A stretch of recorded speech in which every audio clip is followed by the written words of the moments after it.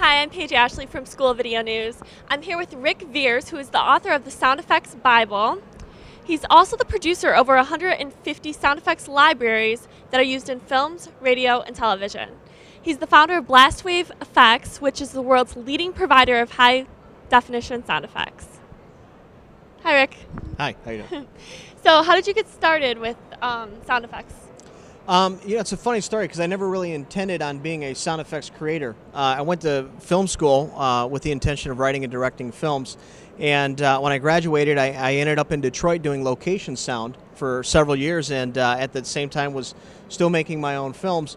And I found that when I was, at the editing stage, I needed sound effects, and so I went to sound effect libraries, not the high-end professional ones that are out there now, but like the standard stuff that you would find at a, Kmart or whatever, and it wasn't what I was looking for. So I ended up borrowing a DAT recorder from one of the companies I had worked with and started making my own sound effects, and built up a fairly large library that just through a series of events is now available commercially. Okay, so how important is sound effects in productions?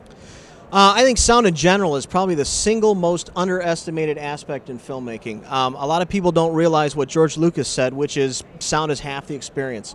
Every television comes with a set of speakers, and every film theater has speakers behind the screen, and the reason is because you're telling the story not just with the visual images, but you're also telling it with the sound that you hear. I think sound effects can help fill in the void and also kind of heighten the storytelling.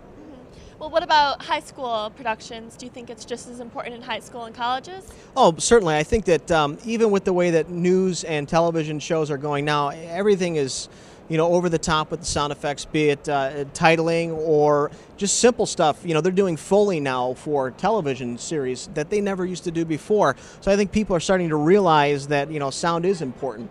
And for high school productions, college productions, even corporate productions, it's important to separate yourself from the amateurs, and the first step in that is the sound. Sound is one of those things where you don't realize that it's done well until it's not done well, and then it becomes very noticeable and can often make your production look amateurish. Okay, well, tell me a little bit about this book. How did you get inspired to write it?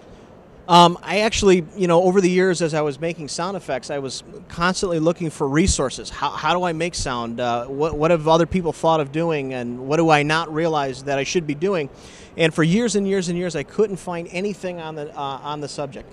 When the internet came around, and I'm dating myself, but there was a couple articles here and there that talked about a couple of things, but nothing definitive.